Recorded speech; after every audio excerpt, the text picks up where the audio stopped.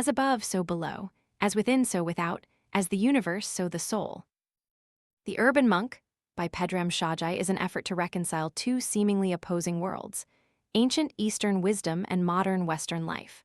Drawing from personal experience, a man who is both an Eastern doctor and a Taoist monk, while also being a father and a husband in a bustling city, the author doesn't offer metaphysical doctrines. Instead, he provides specific, practical methods to maintain inner peace amidst a stressful pace of life. The haunting question woven throughout the book is it possible to fulfill one's duties to family, work, and social responsibilities while still maintaining the serene spirit of a Zen master? Shojai believes it is possible by starting with very small things: breath, sleep, eating habits, walking, managing money, listening, and especially one's attitude towards oneself in every moment. But a larger question quietly echoes: if all of us could become monks in the city, how would the face of this world change? Chapter 1, Stress, How Do I Dodge the Bullets? Ethan was the kind of person society lauded as a symbol of success. He was taught from a young age that a man's life had only three worthy paths: becoming a doctor, a lawyer, or an engineer. He chose law because it promised stability, a sturdy ladder to prestige, and it met expectations. He climbed rung by rung, toiling day and night, staying up with coffee and books until he became a junior partner at a reputable law firm. On paper, his life was complete: a spacious house with a pool, a warm and materially abundant family. But inside, a large crack was opening. He couldn't remember the last time he'd stepped into the backyard pool. Vacations in Hawaii were nothing more than a replica of daily life, hectic, exhausting, even leaving him more tired upon return. His young child suffered from asthma, insurance costs kept rising. His wife quit her job after giving birth. The entire financial burden rested on his shoulders. Ethan lived in a state of constantly running and gasping for breath, as if stopping for a second would send his entire family plunging into an abyss. The terrifying thing wasn't an immediate catastrophe, an accident, or a wild beast leaping from the bushes. His enemy was the persistent, nagging, modern stress that seeped into every vein. The human body evolved to react to danger with fight or flight. Adrenaline surged into muscles, heightening alertness to either defeat the enemy or escape. But Ethan never got to escape. The arrows of pressure kept coming daily: a lawsuit that could be lost, a client threatening to pull a contract, an unexpected bill, a designer gift his wife brought home. Each small situation triggered an alarm in his brain, and that alarm never stopped. When stress became the foundation of his life, his body paid the price. His immune system was stripped of energy, like a country deploying all its military to the front lines, leaving street gangs to run rampant in the city. Internal organs lacked blood, digestion was disrupted, blood sugar fluctuated wildly like a roller coaster. Male hormones declined, libido vanished. And most dangerously, the part of the brain responsible for clarity, the prefrontal cortex, was powered down. Ethan no longer had room for reason, for making sound decisions. He reacted instinctively, impulsively, as if trapped in a spiral of survival. He still went to the gym, still took vitamins, occasionally got a massage, but all of it was just a small life raft in a vast ocean. Ethan felt he was about to collapse but wasn't allowed to. His wife, children, his house, all responsibilities chained him to a game he couldn't leave. And then there were moments so dark that in his heart, he fleetingly thought of death as a release. The thought made him shiver, but kept returning. Ethan wasn't unique. He was just the face of millions trapped in similar scenarios.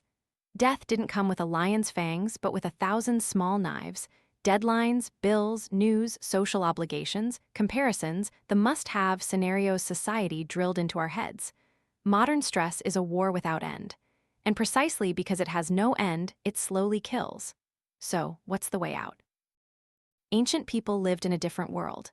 When danger passed, they trembled, exhaled, and returned to their normal rhythm. But we urban dwellers forget how to exhale. We hold fear in our hearts, repeating it in our minds, turning it into toxic memories, and our bodies, like Ethan's, are exhausted day by day.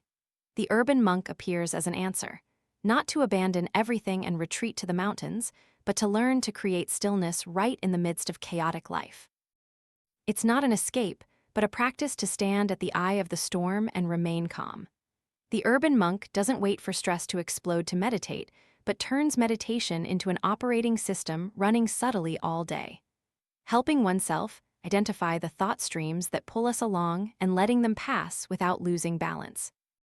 The first secret: develop the third eye, the prefrontal cortex, the abode of reason and morality. Modern science proves that meditation, even for beginners, can increase neural density in this area. This means we can train our own brains to be calmer in the face of turmoil. The second principle: learn to live at the eye of the storm. The outside world is always noisy, but if we find an inner center, we won't be swept away. People often think of meditation as an emergency tool for stress, but that's a mistake. Meditation should be prevention, like training muscles before going into battle. The third principle: recalibrate your stress thermostat. Ancient people faced death frequently, so minor worries didn't easily defeat them. We are the opposite. A grumpy email from the boss is enough to make our hearts pound. Therefore, the book encourages you to actively do challenging things to expand your resilience. Climb mountains, learn martial arts, or even just dare to step out of your comfort zone. When you've truly faced danger, you'll laugh recalling how you once stressed over trifles, understanding that stress is the root cause of a life's collapse. The next question is, what must we do to escape? The ancients left simple but powerful exercises. Just breathing is enough to change the entire state of the body. Breath, in the Eastern view, is the vital energy connecting humans to the universe. When we breathe slowly, guiding the air down to the lower abdomen, the brain receives a signal of safety. The autonomic nervous system automatically switches from fight or flight to rest and digest. A simple exercise, like alternately closing one nostril to breathe, can quickly balance the two brain hemispheres and bring us back to a state of stillness. When frightened, the antelope in the African savanna trembles all over to release excess energy, then immediately returns to its normal rhythm. We, on the other hand, swallow the lump in our throats, pretend nothing is wrong, and accumulate toxins. The urban monk learns from nature. Stand up, relax your shoulders, let your body tremble in waves until all blocked energy is released. After a few minutes, you'll feel relieved, as if years of dust have been washed away. There are other allies bestowed by nature. A cup of tulsi tea to soothe the adrenal glands, a glass of kava to relax the mind, peppermint to aid energy flow, or a cup of green tea for calm alertness. Each herb is a note in the therapeutic symphony of heaven and earth, something modern medicine is only beginning to touch. Then there are the hacks of the new age, like caffeine. For many, coffee is a lifeline, but in reality, it only borrows tomorrow's energy to pay for today. Quit caffeine for a few weeks and you'll regain a clarity no drug can provide. Or learn to scan your mind whenever you suddenly wake up. Ask yourself, what am I doing right now? Most of the time, the answer will reveal meaningless spirals, worries, daydreams, reminiscences. Just stop, identify, and let go. You've escaped the mental trap holding you captive. Mornings are also a battlefield. Most of us start the day in chaos. Alarm, rush, coffee, news. The urban monk is different. They spend a few minutes before bed visualizing the next day unfolding peacefully. Then they wake up with that image still fresh in their mind. Qigong, a few breathing exercises, a short moment of stillness. And so, the new day begins with full awareness, not in a chaotic spiral. Don't forget the body. The body wasn't born to sit for hours in front of a keyboard. It needs movement, sweat, the feeling of conquest. Walking, martial arts, dancing, anything that makes blood rush through your veins. The more movement, the more abundant the energy flow within you, and stress no longer has a hiding place. So what about Ethan? His plan began with very small steps. Instead of morning coffee, he switched to green tea. The TV at home was turned off more often for the family to go for walks, camp, or simply cook dinner together. He learned to sit still for 5 minutes, breathing steadily to quiet his restless mind. Every 25 minutes, his phone reminded him to stand up, stretch, drink water, do a few qigong movements. Surprisingly, this new work rhythm made him more efficient, finishing work earlier and even having more time to go home. He started controlling his finances, no longer racing to keep up with the model neighborhood families. He chose some volunteer projects for his company, rekindling a new sense of meaning in his work. Little by little, his skin regained its glow, his smile became less forced, his blood pressure stabilized. He was still a lawyer, still faced pressure, but this time he had the tools not to be swept away. The lesson for all of us is this: stress won't disappear. The world constantly throws invisible bullets at us, but we can learn to dodge them, even turn them into a drumbeat to walk more steadily. The urban monk doesn't promise a paradise free of worries. Instead, it provides us with a skill set, an operating system, so that even in a crowded city, we can maintain a tranquil heart. Asterisk Chapter 2, Drinking from the Infinite, The Art of Mastering Time. Ashley woke up at 5:30 a.m. The alarm blared like a gunshot, signaling the start of a marathon she never signed up for.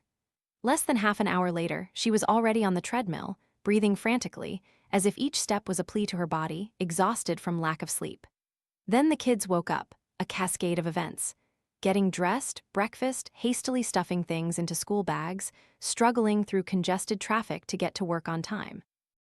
By the time she sat down at her desk at 8:30, Ashley had already lived half a day. Coffee was her lifeline. She drank one cup then another, trying to keep her eyes wide open while her mind floated amidst dozens of numbers, contracts, and responsibilities. She used to pride herself on her absolute precision, but lately, small errors had started to creep in. A missed detail, a mismatched figure, a flawed report that nearly cost a client tens of thousands of dollars. Her boss's reprimand chipped away at her self-esteem. She returned home late, utterly drained. But the journey wasn't over. Dinner, bathing the kids, putting them to bed. When the house finally fell silent, Ashley and her husband sat in front of the TV. The flickering blue screen was like an anesthetic. Books piled high on her nightstand, but each night, she barely managed a few pages before sleep devoured her. Dreams of practicing yoga, pursuing another degree, meeting friends all vanished like soap bubbles. Ashley's story isn't an exception. It's a reflection of millions caught in a relentless cycle with no apparent exit. We call it time compression syndrome. We cram too much into every hour, like trying to force a 1,000-page book into a tiny box. The result? The box explodes and we live in our own shattered fragments. The consequence isn't just fatigue, it's spiritual exhaustion. When one day passes in chaos, we wake up the next feeling we owe even more time. The debt accumulates. We promise ourselves next week will be different, next month will be easier, someday we'll rest, but someday never comes. At a deeper level, time compression syndrome is a paradox. We believe that the more we do, the faster we push ourselves, the more time we'll have. But the truth is the opposite. The more we cram, the more time shrinks, slipping away like sand through our fingers. From an urban monk's perspective, the problem isn't time itself. Time is not scarce. It's like an endless river that flows on. The problem is how we stand on the bank, fidgeting, then jumping in ourselves, floundering in the very waters we created. There's a secret Eastern masters discovered long ago. When the mind is fully present in the moment, we drink from infinity. That moment stretches, expands, even becomes immortal. In meditation, a minute can be deeper than an entire hurried day. That is the art of mastering time, not controlling every second, but learning to live fully in that second. Imagine stepping into a garden. If your mind is chaotic, you'll only see a vague green blur. But if you are present, you'll notice the bird song, the scent of damp earth, the intricate veins of a leaf. Each small detail opens like a door, and suddenly, time doesn't just pass, it blossoms. When we are present, time transforms from enemy to ally. Instead of racing against the clock, we move in rhythm with our breath, our heartbeat, the pulse of the earth.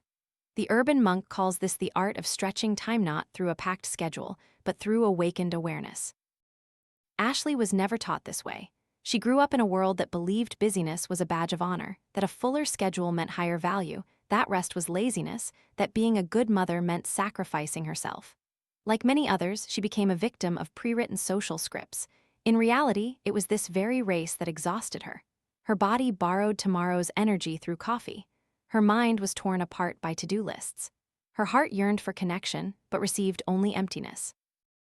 And then one day, in a fatigue she thought unbearable, Ashley realized that if she kept living this way, she would never truly live. If stress is bullets flying from all directions, then lack of time is an invisible noose slowly tightening around the neck. People die slowly not from lack of oxygen, but because they never learned how to breathe, just like Ashley. We don't lack time, we simply lack the awareness to realize we are living in every moment. urban monk wisdom begins with a radical reversal. Don't see time as an enemy to be conquered. The more you try to race it, the more you fail. See it as an infinite ocean. Your job isn't to frantically swim to the other shore, but to learn to float on the surface, breathe, and enjoy. The ancients didn't have wristwatches or 30-minute schedules.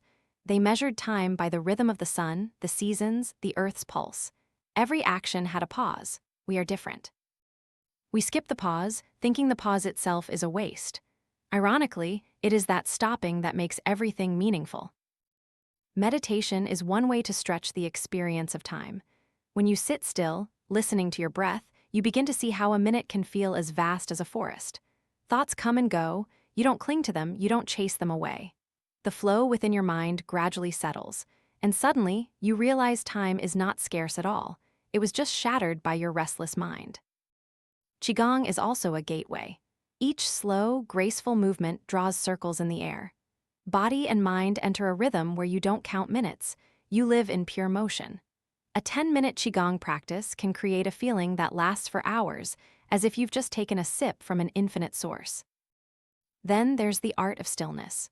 Try a day without turning on the TV, without checking your phone during meals, without letting notifications constantly tug at your mind. You'll find the day suddenly lengthens, not because the clock slows down, but because you are not fragmented into hundreds of trivial bits of information. And for the modern world, urban monks don't reject tools. On the contrary, they leverage them as modern hacks. Start by managing your morning. Instead of opening your eyes and immediately plunging into chaos, allow 15 minutes of quiet time.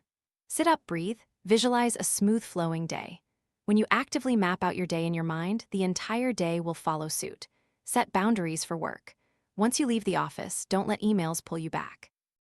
Time for family, for yourself, must be protected like a sanctuary. Otherwise, you'll always feel you don't have enough time, because in reality, you've let others steal it, piece by piece. Limit information. The world can bombard you with thousands of news items every day, but how much of that is truly necessary? Instead of letting the flood of information swamp your brain, select a few sources, a few topics, and let the rest drift away. You'll reclaim golden hours that were previously stolen without you knowing. The best way to stretch time is to do less, but do it more deeply. Don't live like a multitasking machine with 10 windows open. Do one thing with your full attention. The paradox is here. By doing less but being more present, you achieve more. Ashley tried it. At first, she didn't believe it. How could a busy woman with 2 children relax? But then, one morning, she tried spending 10 minutes just breathing before the whole whirlwind started. And strangely, that day, everything felt lighter. She didn't drive in her usual stress but put on calming music. At the office, she set an alarm to remind her to stand up every 30 minutes, drink water, look out the window. In the evening, instead of scrolling through TV, she talked with her husband for an extra half hour. In the peaceful silence after the children slept, time didn't stretch further, but her perception changed completely. She no longer felt the day disappear with a fast-forward button. Each moment had depth, and that made her stop yearning for someday. That's the secret of drinking from infinity. Infinite time isn't found in a packed schedule, nor in a distant future. It lies in your ability to be present. Chapter 3, Energy. Why do I always feel tired? Try to remember the last time you woke up in the morning feeling full of life, as if your whole body was bursting with an unstoppable source of energy. Difficult, isn't it? Most people drag themselves out of bed like zombies, eyes glazed, hands fumbling for their phones. Coffee is the only savior. In a world where energy was once a given, it is now a luxury. The haunting question of the modern era is, why am I always tired? Some people go to the doctor. Blood tests are normal, no illness, yet they still drag themselves through the day. They blame age, work, society, but the truth is much more complex. Our energy is depleted not just by one cause, but by dozens of small leaks. Imagine you have a bank account called Life Force. Each morning, you wake up with a certain balance. Ideally, you spend that energy wisely and replenish it with sleep, nutrition, and joy. But in reality, most of us squander it. Stress drains a large portion. Coffee and sugar make us borrow short-term, pulling from the future to the present. Fast food, greasy meals, lack of nutrients are like withdrawing money without ever depositing anything. By the end of the day, the account is in the red, and we're surprised when we wake up the next morning with accumulated fatigue. Patients who come to my clinic often say, "I sleep 8 hours, why am I still exhausted?" Or, "I take vitamins every day, but I don't feel any better." They don't understand that energy doesn't just come from sleep or pills, it's a continuous flow affected by everything we do, everything we think, even the environment we step into. Look at the body's mechanism. The adrenal glands, small glands on top of the kidneys, are the factories that produce hormones to help us cope with stress and stay alert. But living in a red alert mode for too long, the adrenal glands become fatigued and adrenaline is always on standby. When depleted, the entire system collapses. That's why many people suddenly find they can't drag their bodies out of bed, as if the ignition key is lost. Fatigue also comes from how we eat. Meals packed with refined carbohydrates make blood sugar dance like a roller coaster. Initially, you feel a boost, but then energy plummets dramatically. This loop keeps you living in an up and down game, never with a stable foundation. And there's another thief few people consider: relationships, work, or even how we talk to ourselves. Every pointless argument, every day stuck in a dimly lit office, every time we blame ourselves all drain energy. You might eat healthily, sleep enough, but if you constantly live in a toxic environment, energy still vanishes like water poured onto sand. Vitality, life force, it's not just calories or hormones. It's the foundational energy that nourishes cells, brightens the intellect, and ignites the spirit. A person with vitality has bright eyes, a strong voice, a confident stride. A person lacking vitality, even if disguised by beautiful clothes and luxury cars, still exudes a sense of depletion, like a flickering candle. Conserving life force means learning to invest instead of spending. Imagine every decision during the day is a bank transaction. Eating a meal full of green vegetables is depositing money. Smoking a cigarette is withdrawing money. Spending 10 minutes meditating is saving money. Staying up late browsing the internet is swiping an unlimited credit card. If we're not conscious, the account will eventually go bankrupt. There's a cruel irony. Many of us are living like bankrupt millionaires. We have abundant life force from birth, but we spend it recklessly, thinking it's infinite. Only when we collapse do we realize the inner treasury has been empty for a long time. The first thing an urban monk learns: energy doesn't create itself, nor does it disappear. It always flows in a direction. To have more energy, we don't necessarily need to find ways to create more, but to learn how to prevent it from leaking. Start with breath. In Qigong and traditional health practices, deep abdominal breathing is the gateway for life force to enter the body. Each time we inhale slowly, guiding the air to the lower dantian, then exhale gently, the body is like a container being refilled. Conversely, when we breathe rapidly, shallowly, and with tension, it's like opening the container's lid, letting energy escape. Just a few minutes each morning focused on breathing, and you've deposited a significant amount into your life force bank. Then there's movement. The urban monk doesn't view exercise as torture, but as a dance with life. Qigong, Tai Chi, yoga all aim to keep the energy flow circulating.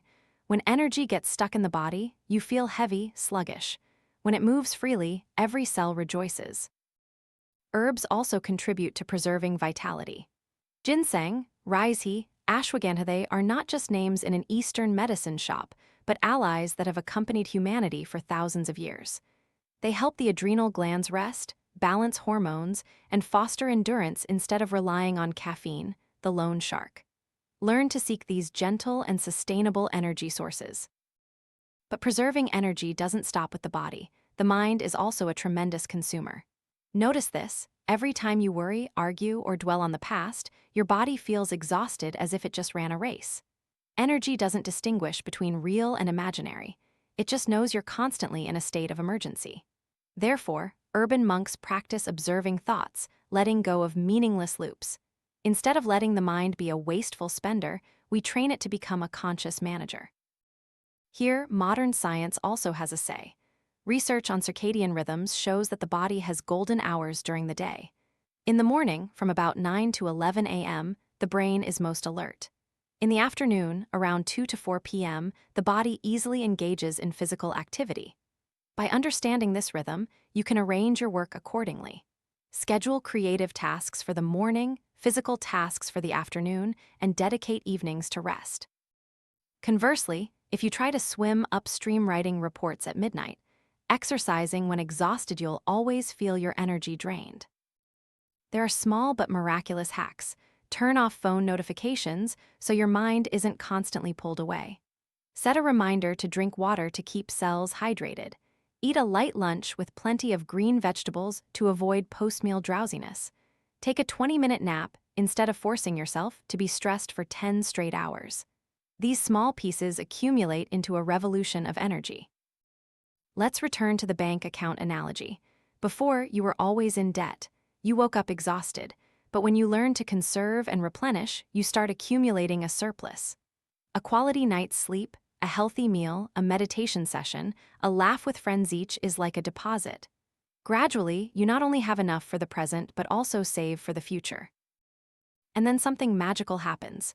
When energy returns, the world also changes. Your eyes sparkle, your intellect sharpens, your heart wants to love, your hands want to create. Instead of barely surviving, you begin to live vibrantly. Instead of dragging yourself through the day, you walk with the strength of a river. Many people don't realize that fatigue isn't a life sentence. It's just a reminder that you've overspent and it's time to learn to do things differently. The urban monk chooses the path of preserving vitality so that every day is full of life, no longer a countdown to exhaustion. Chapter 4: What Happened to Sleep? We possess cozy homes, luxurious beds, soft pillows, and mattresses, yet we sleep worse than primitive people who once lay on cold ground under starry skies. Look around at night. The city still glows as bright as day. Blue light from phone screens, tablets, TVs shines into our eyes until the very last moment before we drift off to sleep.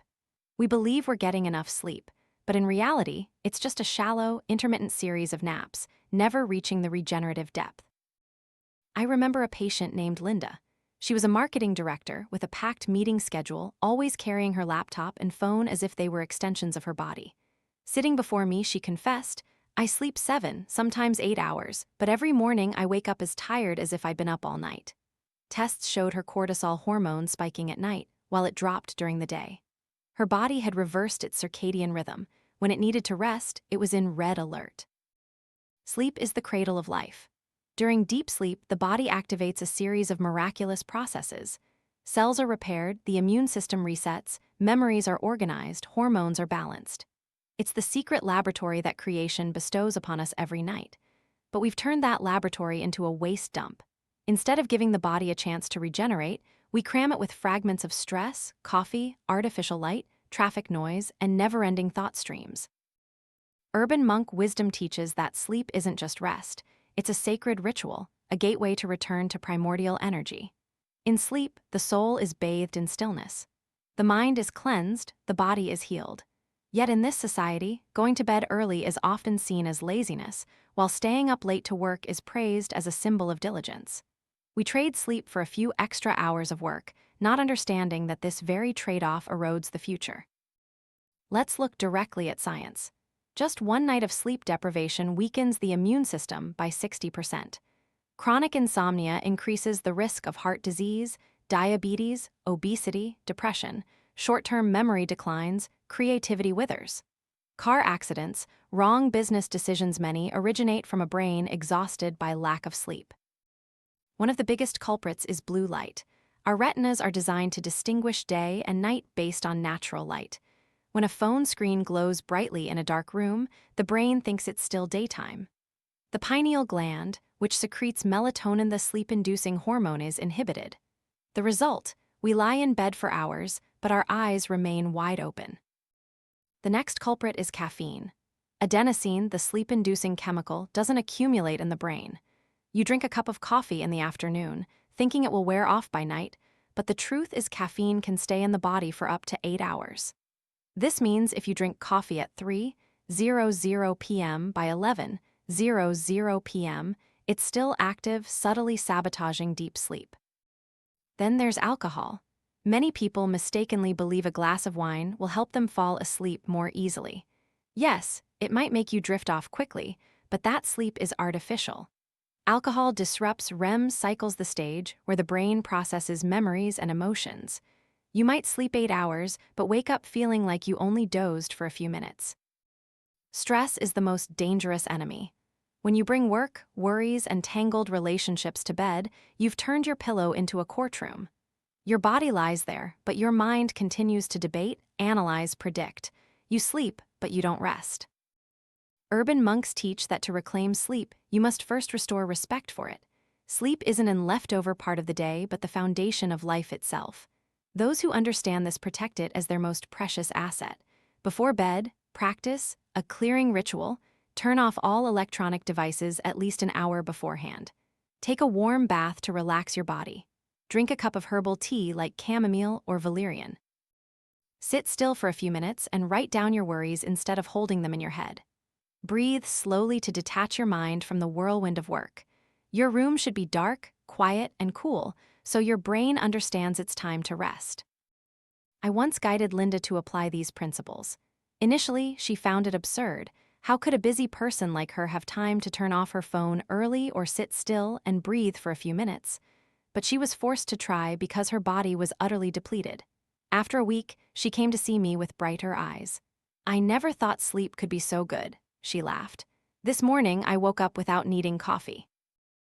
In Eastern traditions, sleep is considered part of spiritual practice. It's not indulgence but a state of deep meditation where the body rests, and the soul travels in the dream realm to learn and heal. Qigong masters view sleep as a time when qi, life energy, is redistributed, yin and yang energies are balanced, and the body is restructured from within. Therefore, they create rituals to prepare for sleep, like preparing for a ceremony. This ritual begins with breath. Simply lie down, place your hands on your abdomen. Inhale so your belly rises, exhale so your belly falls. Repeat for a few minutes. The body shifts from alertness to relaxation. Muscles loosen, heart rate slows, melatonin is secreted. Sleep arrives not as an oppressor but as a gentle friend, taking your hand and leading you away. When the mind is still restless, the ancients used a body scan method. Starting from the top of the head, they imagined a wave of light moving down, passing through each part: forehead, eyes, jaw, shoulders, arms, chest, abdomen, legs. Each time the light passed, that area relaxed. In just a few minutes, the entire body would sink into a feeling of warmth and heaviness, as if cradled in Mother Earth's arms. Herbs also play an important role. Besides chamomile and valerian, there's lavender, passion flower, nutmeg. All are gifts from nature that help nerves relax, slow the heart rate, and bring deep, lasting sleep. These are not sleeping pills that force the brain to shut down, but gateways to natural rest. For urban monks, sleep is also a place to practice letting go of the long day. We carry worries, regrets, calculations on our shoulders. If we don't put them down, sleep will only be an internal battle where the mind continues to churn. Therefore, before sleep, write down on paper anything that's still haunting you.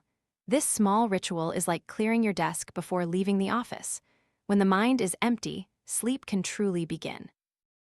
For the modern world, we need simple but effective hacks. Your bedroom must be a sleep sanctuary. Don't turn it into a satellite office. Don't bring computers, papers, or TVs into it. The ideal temperature for sleep is often cooler than we think, around 18-20 deg C, 64-68 deg F.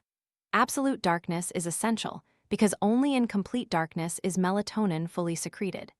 Thick curtains or a simple sleep mask can make a difference. Electronic devices, the number one enemy, should be removed at least an hour before sleep. Many people excuse themselves by needing to check a last email or read more news, but it's really just an information addiction. Replace it with a physical book, soft music, a short conversation with a loved one. Your sleep will thank you. A consistent circadian rhythm is also necessary. The body loves repetition.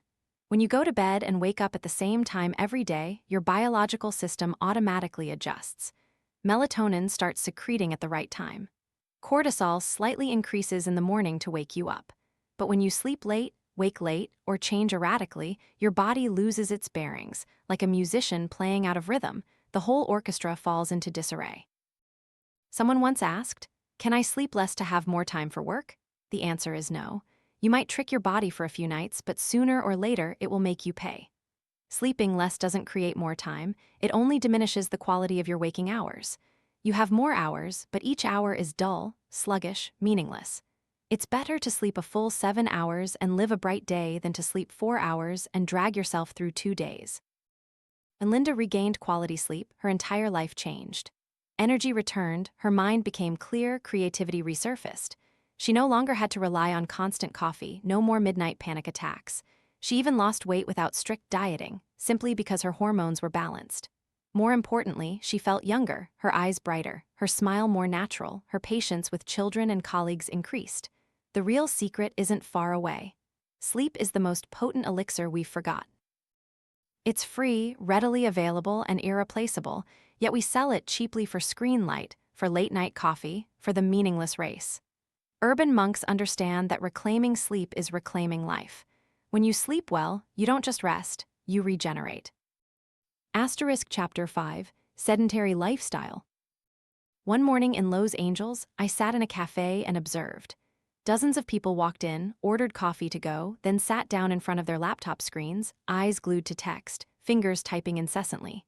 An hour passed, they were still sitting. 2 hours, 3 hours, only with a few more coffees and pastries. When they left, they walked out with hunched shoulders, bent backs, and dull eyes. I suddenly thought, we've turned the chair into a prison that we ourselves sit in. Modern people spend almost their entire day sedentary. Hours stuck in traffic and cars, sitting at desks, sitting in meetings, sitting to eat, then coming home to sit in front of the TV or phone. We don't realize that our bodies, sophisticated machines designed for movement, are being confined in continuous immobility. What are the consequences? You don't need to be a doctor to know. Obesity, diabetes, cardiovascular disease, osteoporosis, high blood pressure, back pain, arthritis. Recent medical studies even indicate that prolonged sitting increases the risk of death, similar to smoking. Sitting is the new smoking of our era. But physical death isn't all. A sedentary lifestyle also kills the life within. Notice that after many hours of sitting, you not only feel aches and pains, but also a heavy, dull, even depressed spirit. This isn't accidental. Movement not only pumps blood to muscles, but also stimulates the brain to release endorphins, neurotransmitters that create feelings of happiness. When sitting for too long, the brain falls into a state of emptiness, like a river whose flow is blocked. The urban monk views the body as a flow of energy. When you sit still, that flow becomes stagnant. Sluggishness spreads everywhere, digestion slows, blood and qi stagnate, the mind becomes dull. To be healthy, one must first clear the blockages. Movement isn't just for burning calories or staying in shape, it's a ritual to open the gates for energy to flow through every cell. Recall childhood. We used to run and play all day without getting tired. Jumping rope, climbing trees, chasing butterflies, our bodies were happy doing what they were born to do. Yet, as we grow up, we chain ourselves to chairs and rationalize it with the phrase, "I'm too busy, I don't have time to exercise." But the truth is, you can't save time by sitting still. You're just borrowing future health to pay for the present. Eastern practices have long understood this. Qigong, with its slow, ocean wave-like movements, helps qi circulate. Tai Chi, with its endless circles, makes the body soft yet strong. Yoga, with its bending and expanding postures, releases trapped energy. All have the same purpose, to awaken the inner flow. I once met a man named Max. He was a tech worker working 12 hours a day in front of a screen. He came to me suffering from chronic back pain, fatigue, and depression. Pain relievers offered no help. I told him to start by standing up. It sounded absurd, but that simple action saved him. Every 30 minutes, he would stand up, walk a few steps, stretch, and breathe. Initially, colleagues mocked him, but after just a few weeks, his back pain disappeared, his mood brightened, and his work efficiency improved. That's what the urban monk understands. Change doesn't necessarily mean exercising for 2 hours every day. It starts with small movements. Walking after lunch, taking the stairs instead of the elevator, sitting in a cross-legged meditation posture instead of slouching on the sofa. Each small movement is a drop of water that gradually turns into a river. For an urban monk, movement is not mere physical exercise, it's a form of moving meditation. Every step, every gesture can be a return to the present moment. When you walk slowly, consciously aware of each step, each breath, you are not just moving your body, you are awakening your spirit. Imagine walking not as going from point A to point B, but as a song you play with your feet, your breath harmonizing with your steps, your eyes observing the swaying branches, your ears hearing the wind. In that moment, you are fully present. That is the yoga of walking, the qigong of everyday life. Many people think that to be healthy, you must go to the gym, sweat profusely, lift weights, run miles. But the truth is much simpler. The body just needs to move for a few minutes, standing up and stretching after working, taking the stairs instead of the elevator, or even squatting for a while to stretch hip muscles. All are enough to break the prison of stillness. Modern hacks offer useful tools. Some large companies replace chairs with standing desks, allowing employees to move while working. Some phone apps remind you to stand up every 30 minutes, drink a sip of water, and breathe. There are even smart chairs that vibrate when you've been sitting too long.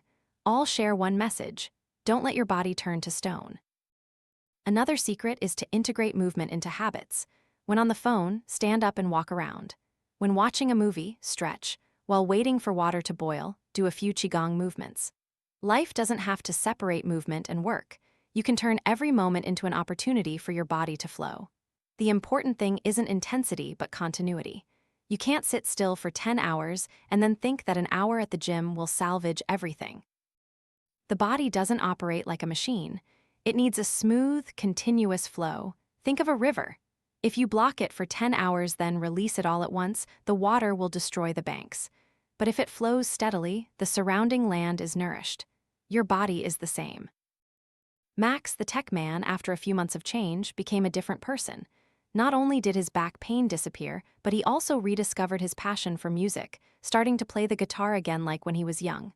"I feel 10 years younger," he told me, "as if the electricity in my body has been turned back on." That's the power of breaking a sedentary lifestyle. When the body moves, the spirit also moves. Energy begins to flow, and joy returns. You no longer see yourself as a machine that only sits and types, but as a vibrant human being integrated into the flow of life. Movement is the bridge between body and mind. Each movement not only keeps the body flexible, but also releases emotional blockages, opening space for wisdom and compassion. Therefore, breaking a sedentary lifestyle not only saves your health, but also saves your soul. Chapter 6, Weight Gain and Negative Self-Image. Sarah stood before the mirror, pulling tight the office dress that had once fit her perfectly a few years ago. Now, it clung to her expanding waistline, as if wanting to declare that she was no longer her ideal self. She sighed, her stomach sinking, then told herself, "Why did I let myself get like this?" That night, instead of going to bed early, she opened the refrigerator. A carton of ice cream, a few cookies, and a glass of wine quickly disappeared. In the brief moment of sweetness, she felt better. But the next morning, when she looked in the mirror, guilt washed over her again, trapping her in the familiar cycle. Stress, eating, guilt, then more stress. Sarah is not an exception. In this city, millions are battling weight and body image. Society constantly sends messages.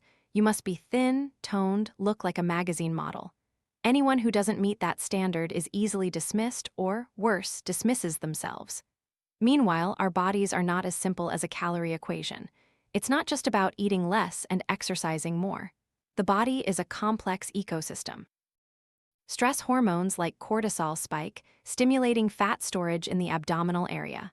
Lack of sleep reduces leptin, the hormone that signals fullness, and increases ghrelin, the hormone that signals hunger. The result: you eat more but still feel hungry. In addition, a sedentary lifestyle disrupts insulin, causing blood sugar to fluctuate wildly and energy plummets. You then turn to sugar and caffeine. This creates a closed spiral. The body is depleted, the mind clings to judgment, and the person is trapped in their own self-condemnation. Urban monk wisdom views the body with a different perspective. The body is not an enemy, not something to be punished to force it into a mold. The body is the temple that houses the soul, the vehicle that carries us through life's journey. If this vehicle creaks, overheats, or gets scratched, it's not because it's bad, but because it needs care. The truth is, weight is just a signal. It tells us that the system is out of balance. Ignoring the signal or punishing yourself never solves the root cause. The only way is to listen, learn the body's language, then nourish it with what it truly needs. Try to imagine eating a mindful dinner. Instead of eating while scrolling through your phone, you sit down and look at the food. Inhale its aroma. Thank the earth and the hands that prepared it. You chew slowly, feeling the texture, the flavor, the changes in your mouth. After just a few minutes, you realize you feel full faster, eat less, and are more satisfied. That is the power of presence. The ancients knew this. In many Eastern traditions, eating is not just about nourishing the body, but also a ritual of connecting with the universe. Every grain of rice, every drop of water is the energy of heaven and earth. Eating mindfully is not only good for digestion, but also calms the mind. Conversely, unconscious eating, gulping food down, eating while working, eating while watching TV prevents the body from realizing it's full. We overeat, and the excess energy turns into fat. But deeper down, it is this unconsciousness that is the toxin, because it turns food from a blessing into a burden. Sarah started changing with small steps. Instead of eating in anguish, she practiced sitting at the table, taking a deep breath and silently saying a prayer of thanks before eating. Instead of rushing into strict diets that only made her more tired, she gradually replaced processed foods with fresh vegetables, whole grains, and clean proteins. The results didn't come immediately, but her body began to respond. Deeper sleep, more stable mood, and weight gradually decreased. Sarah slowly realized a truth. She couldn't defeat her body with hatred. The more she punished herself with extreme dieting and exhausted herself with exercise, the more she deepened the hostility between her mind and body. Urban monks are different. They start with love, from seeing the body as a loyal companion that has worked tirelessly for years to keep them alive. Every stretch mark, every layer of excess fat tells a story. It might speak of years of chronic stress, sleepless nights, hurried office meals. When we understand that weight is not the enemy but merely a signal, we stop hating and start listening. Eastern practices have passed down many ways to restore this balance. One is mindful eating. Chew slowly, put your fork down after each bite, taste the food instead of gulping it. Another way is to choose natural foods, vegetables, fruits, whole grains, legumes, foods close to the earth, minimally industrially processed. In traditional medicine, there are also herbs that help regulate metabolism. Green tea, ginger, turmeric, cinnamon. They not only aid weight loss, but also nourish qi and blood, warm the digestive system, helping the body use energy efficiently. At the same time, movement needs to be re-examined. Exercise should not be a punishment after overeating, but a form of connection. Yoga, with its chest opening and bending poses, allows the body to release suppressed emotions. Qigong, with its slow, flowing movements, clears blockages in qi and blood. Walking in nature, each step and breath harmonizing with the rhythm of the earth all help us rediscover harmony with our bodies. Modern hacks offer additional tools. Some people start using apps to track eating habits, exercise, and sleep. But instead of turning it into pressure, urban monks use technology as a mirror to learn to identify their own cycles. When they tend to eat mindlessly, when they easily get stressed, when their body truly needs rest. Stress management is a crucial factor. Many people don't eat because they're hungry, but to fill an emotional void. If this root cause isn't addressed, any diet will only be temporary. Meditation, breathwork, even just a quiet walk all help us calm down and reduce the need to turn to food as an escape. Sleep is also an unexpected hack. Sufficient and deep sleep not only helps the body regenerate, but also regulates hormones that control hunger and satiety. A good night's sleep can prevent irrational cravings the next day. Conversely, lack of sleep makes you eat more while still feeling empty. After a few months, Sarah changed fundamentally. She no longer stepped on the scale every morning with dread. Instead, she listened to her body. A feeling of lightness, deep sleep, stable energy throughout the day that became her new measure. She still ate a piece of cake when she wanted, but mindfully, savoring it completely, then stopping. As a result, her weight gradually decreased sustainably without self-punishing efforts. More importantly, her self-image was no longer based on magazine standards, but on a feeling of love for her own body. This is the turning point the urban monk aims for, escaping the vicious cycle of obsession with appearance. Because weight has never been just a story of the scale. It's a story of the mind, of emotions, of the connection or disconnection between us and ourselves.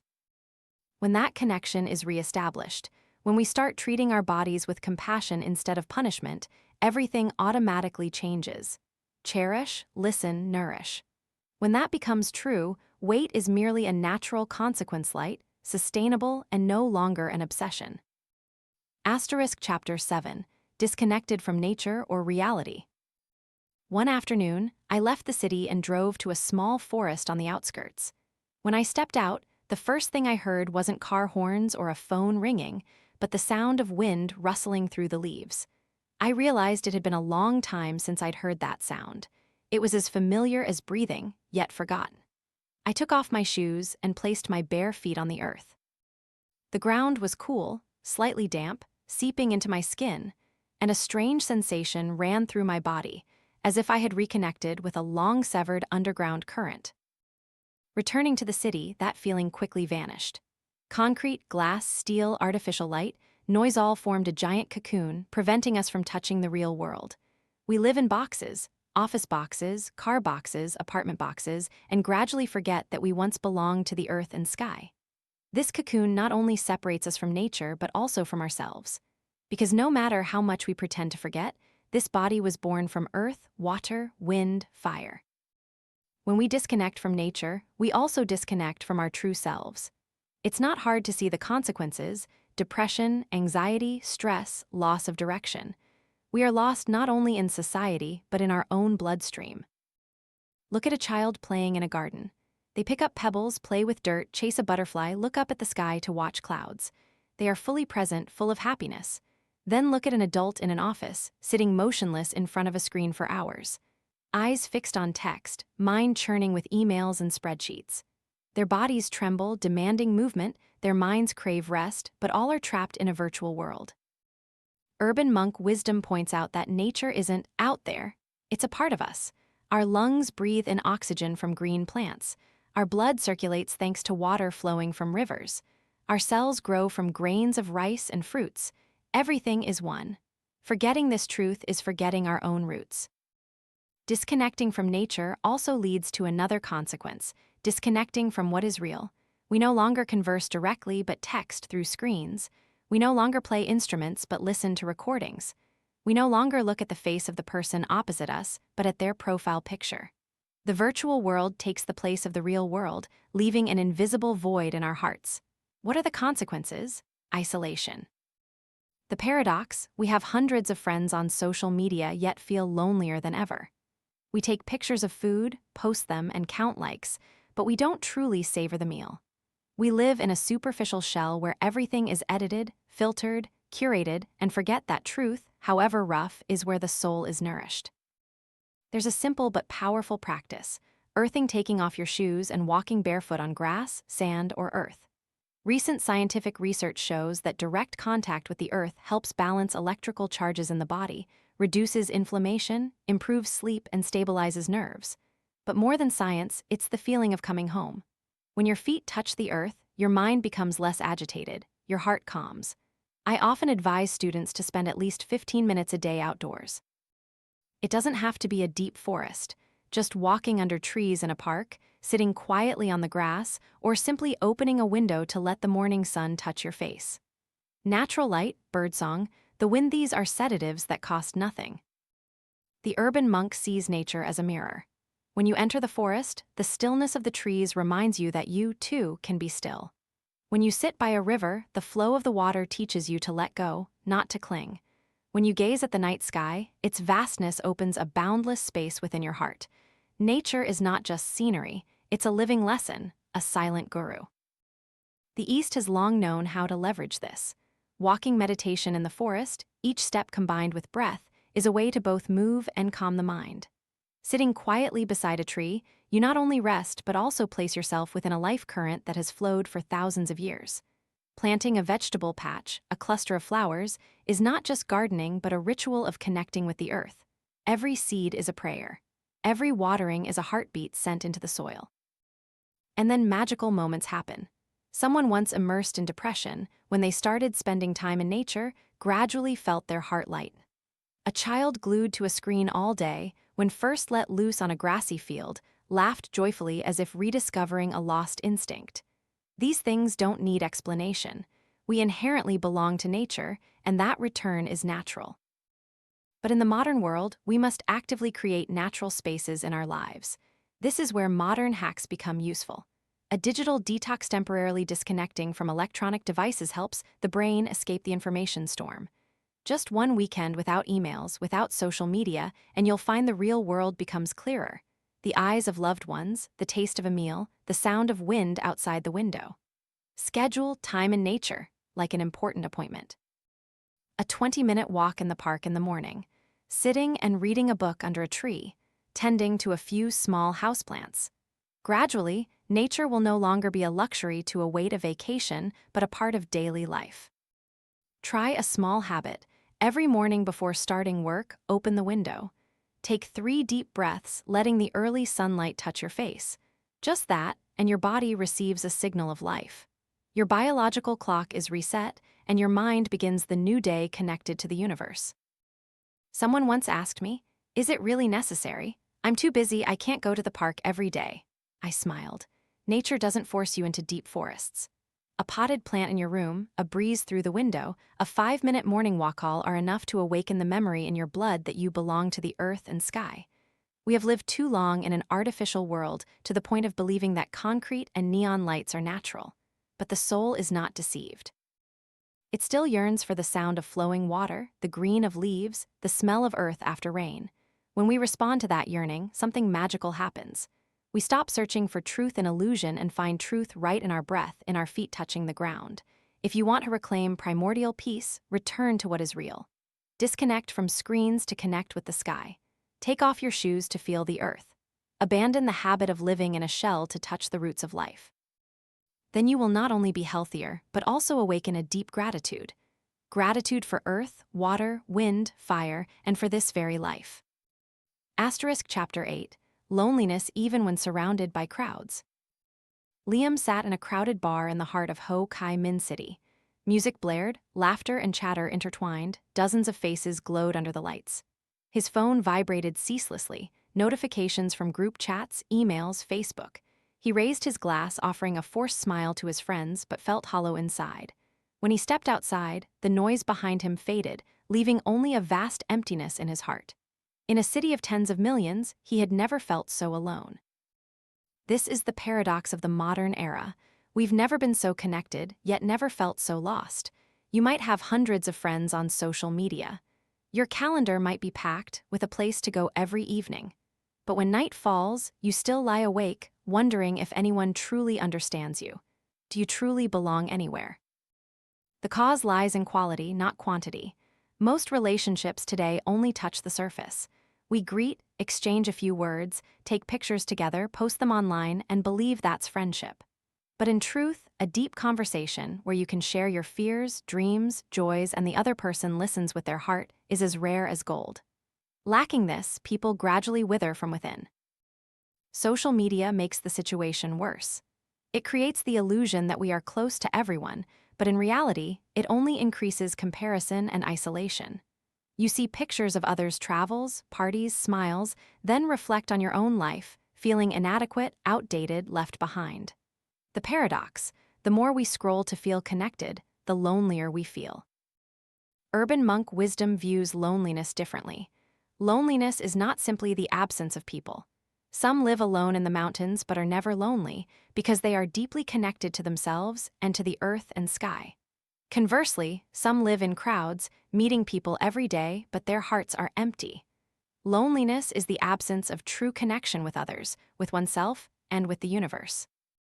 When you're not connected to yourself, you seek validation from others but are never satisfied. When you're not connected to nature, you see the world as a cold stage. When you're not connected to real people, you drift among superficial relationships, finding no home anywhere. Start by turning inward. Spend a few minutes each day sitting still, breathing, and asking, "How do I truly feel today?" It may sound small, but it's an act of courage. Many people live their whole lives without daring to listen to their own emotions. They are afraid because listening means confronting. But urban monks believe that only when you understand and accept yourself can you truly connect with others. Eastern practice has a wonderful method for this: loving kindness meditation, metta meditation. You sit still, breathe, and silently send wishes of peace to yourself. May I be peaceful. May I be happy. Then you extend it. May my loved ones be peaceful. May my friends be happy. May even those who have hurt me be happy. Gradually, your heart expands, softens, and the feeling of loneliness dissipates. because when you bring loving kindness to the world responds. There is a strange power in truly listening, not just listening to reply, but listening to understand. When you look into someone's eyes, let go of judgment, and give them space to share, a deep connection forms. Perhaps after just a few minutes, you feel closer to that person than to those you've known for years. This is rare, but precisely because it's rare, it is incredibly valuable. Urban monks believe that loneliness only truly vanishes when we dare to live in real connection. And that connection doesn't come from the quantity of relationships, but from their quality. Just a few genuine companions, people with whom you can be truthful, live authentically, laugh genuinely are enough to heal the heart. The East has a beautiful principle, presence in communication. This means that when we talk to someone, our entire mind is there. We don't listen while scrolling our phone, don't prepare a reply in our head, don't rush to judge. We simply look into their eyes, listening with our whole heart. In that moment, there is no separate I and you, but just two souls touching. Listening meditation is an important practice. When others speak, we take a deep breath, remain silent to give them space to express themselves. No need to rush with advice, no need to fix, just full presence is enough. Sometimes, a person just needs to be heard to begin healing. Loving kindness meditation is also a powerful method. When you send wishes of peace to someone, even if that person is distant or has hurt you, that energy of compassion still weaves through invisible distances.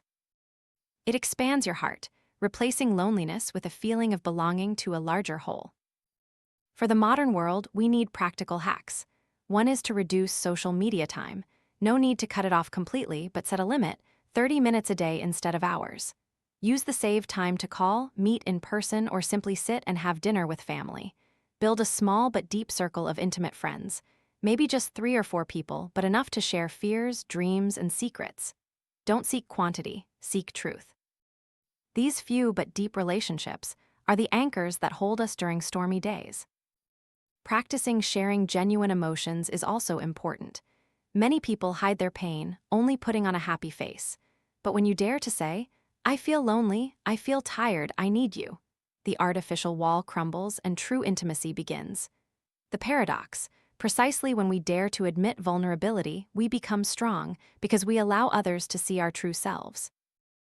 Liam, the man in the bar, after months of practice, gradually changed. He unfriended hundreds of superficial connections, keeping only a few truly important people.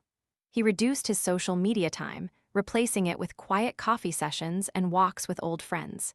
He learned to listen more and also learned to express his emotions. One evening, while chatting with a close friend, he realized he no longer felt empty as before. Not because he was surrounded by more people, but because for the first time he was truly connected. And this is the key: loneliness doesn't disappear with crowds. It only disappears when we find truth and connection with ourselves, with nature, and with people who dare to be present with us. Humans can live without many things, but not without the feeling of belonging.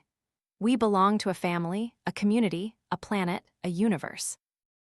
When this connection is restored, loneliness dissolves like morning mist, giving way to love and empathy, what our souls always crave. Chapter 9, Enough Money. Our happiness often hangs by a thin thread: money. The entire city wakes up and enters the whirlwind of earning a living, as if an invisible voice is whispering into everyone's ear. You need more to be safe, more to be worthy. We follow, toiling diligently, rarely pausing to ask, how much is enough? Look at Ethan, the man who struggled with stress in previous chapters. He earned 10 times more than his parents.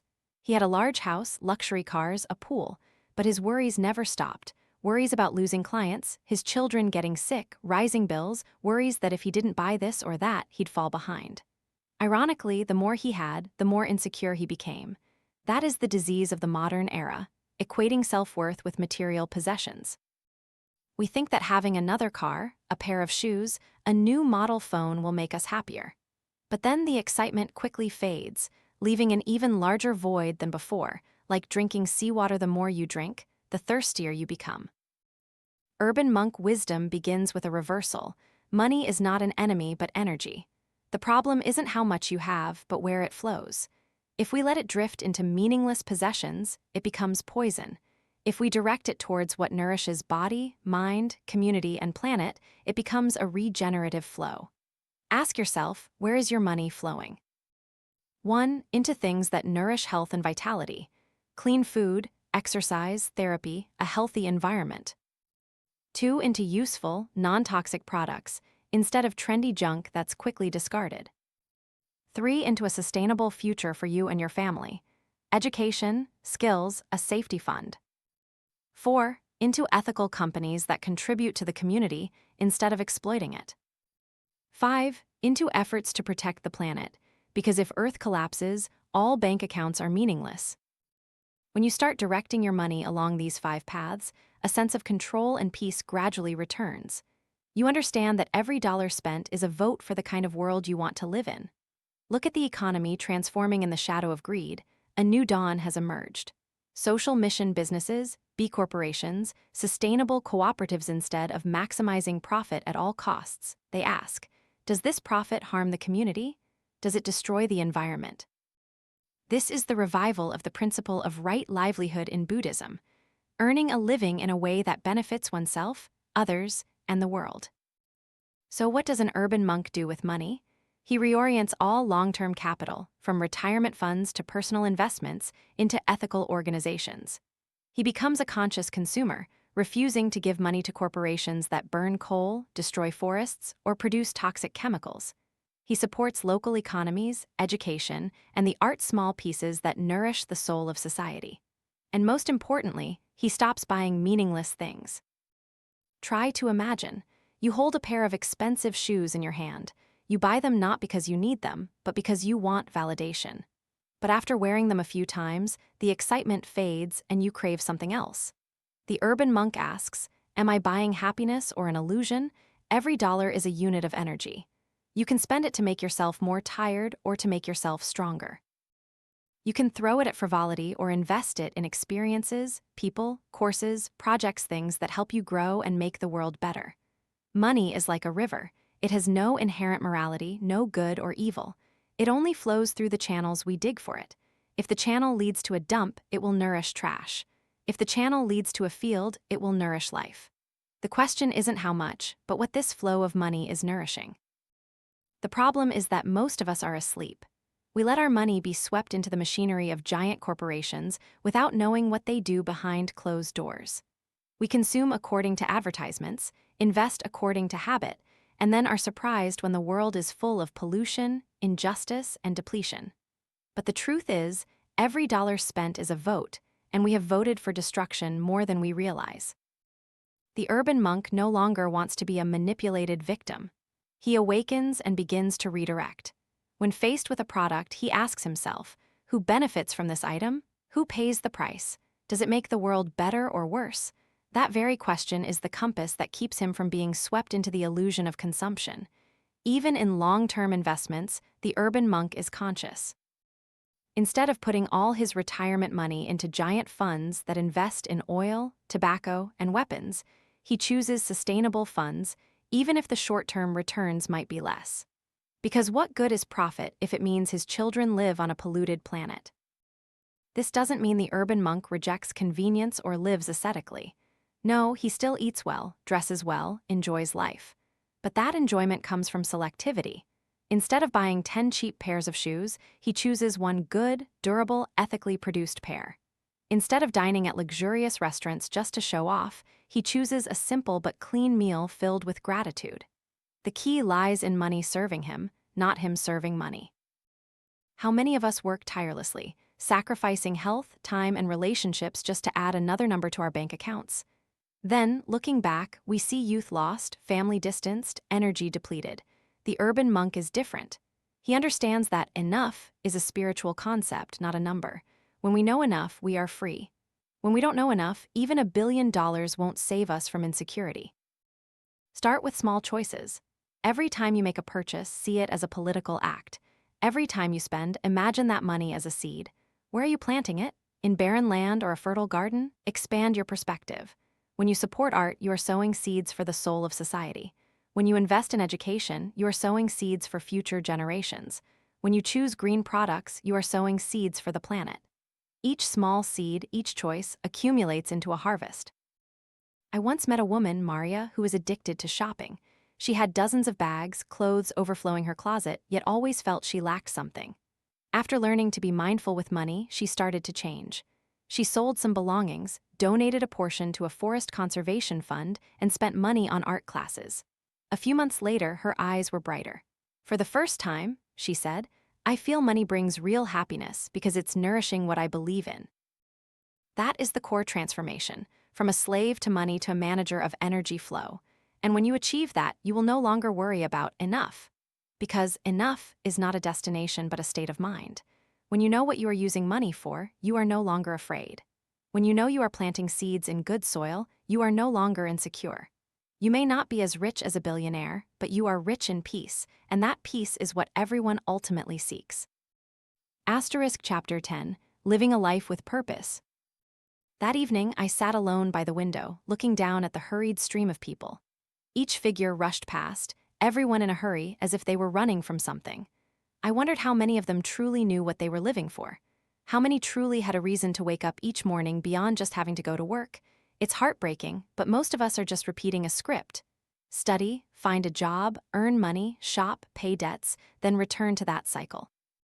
We spend our entire lives maintaining the machine without ever stopping to ask where the meaning is. The urban monk says that loneliness, disconnection from nature, and obsession with money are just symptoms of a root disease, a lack of life purpose. When we don't know what we were born to do, everything becomes a burden. You can be successful, rich, famous, but still feel empty inside. A friend of mine, David, was a tech entrepreneur. He had everything society admired: a multi-million-dollar company, a luxurious home, sports cars, extravagant trips. But during one dinner, he whispered, I feel like I'm just acting. Every day is like copy-paste. I should probably be happy, but inside it's all just emptiness. That's the scary moment when you have everything but still feel like you have nothing. Purpose doesn't come from material possessions. It can't be bought with money, nor borrowed from fame. Purpose is something you must sow, nurture, and harvest from your own life. In Buddhism, the concept of right livelihood reminds us that work is not just for earning a living, but also for nourishing the soul and contributing to the community. Similarly, Eastern sages believe that life is a journey of cultivation, and each day, through small choices, we either move closer to our purpose or further away from it. The urban monk doesn't wait for a flash of enlightenment from the sky.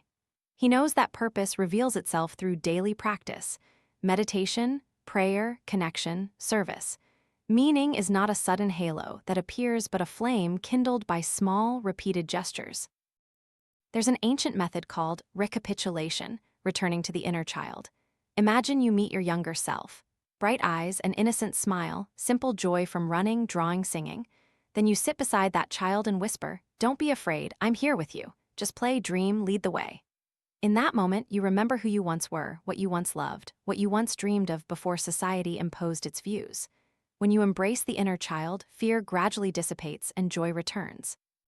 From there, purpose begins to emerge. It's not found on business cards or contracts, but in the things that make your heart sing. I remember once leading a group of young people into the forest. No phones, no Wi-Fi, no conveniences, just fire, spring water, simple food. For the first 3 days, everyone was restless. They were used to the convenient city to packed schedules. Now they had to face silence. But then, on the 4th day, a boy sat watching the flickering fire and said, I've never felt truly alive like this. I don't need anything else but my breath and friends around the fire. When we return to the essentials: eating, drinking, fire, shelter, we see our place clearly in the life cycle of the universe. We stop chasing superficialities and suddenly realize we already have enough. From that sufficiency, purpose reveals itself. And then there's another simple gateway: mindful eating. When we pause, look at our bowl of rice, and thank the grains, the water, the farmer, the sun that nourished it, we don't just eat to live, we eat to connect. Waking up in every bite is waking up to life itself. When we are grateful for food, we are also grateful for life. And when we are grateful, purpose begins to be sown. Mindful eating sounds small, but it's actually a revolution, because how we eat is how we live. If we eat quickly, chew superficially, our minds busy with emails and phones, then our lives are just a series of races, never truly savored. Conversely, if we eat with gratitude, chew thoroughly, feel the flavors, see life entering us, then our whole life becomes a sacred ritual. Waking up to food is waking up to life. Try once to look at a plate of vegetables, a bowl of rice, a piece of fish. Behind it is an entire universe. Sun, rain, earth, wind, the labor of workers. When you see that, you will no longer waste, no longer eat just to fill your stomach. You eat to connect. From that connection, gratitude arises. And from gratitude, life purpose begins to be nurtured. The next step is to learn to distinguish between needs and wants. Consumer society makes us confuse what we need to live with what we want to prove ourselves. You need healthy food, but you want a lavish party. You need a warm shirt, but you want 10 fashionable shirts. You need a roof over your head, but you want a mansion to be admired. The urban monk doesn't deny wants, but he knows that if you make wants your compass, you will get lost. But when you let true needs guide you, you will find freedom. Money then becomes a tool, not shackles. It nurtures dreams, supports journeys, beautifies the world. It no longer measures self-worth. A strange thing happens when you live with purpose. You stop struggling to prove anything. You no longer compare yourself to others, no longer chase external standards. Instead, you listen to the core question, what was I born to do? And the answer is often not loud. It comes in quiet moments when you help a stranger, when you see a child smile, when you sit in the forest and feel your heartbeat in tune with the earth and sky. Purpose is not a grand prize you win, it is the path you walk every day. Every kind act, every mindful meal, every time you choose nature over a screen, choose listening over judging, that is when you are living with purpose. I remember a student once asked, "How do I find my life's meaning?" I replied, "Stop searching, just live, work with all your heart. Love, serve, be present. When you live like that, meaning will reveal itself. Practice every day, sit down, breathe, pray, care for your body, eat with gratitude, listen to others, serve the community. Through these small acts, a larger picture gradually emerges. The purpose of life is to live consciously and to serve life. When you live with purpose, loneliness dissipates, money is no longer a burden, nature becomes a teacher, not just scenery. You no longer drift but become a part of the cosmic flow.